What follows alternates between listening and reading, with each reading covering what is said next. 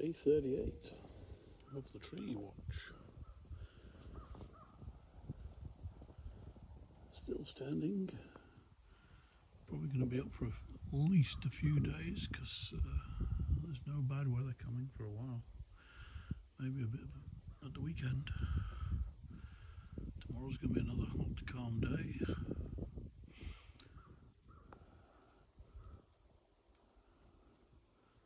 I love these quirky bits where they've chiseled away at it.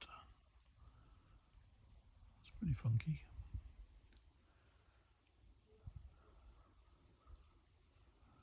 One of the crows sits jumping up on there, it might tip it down.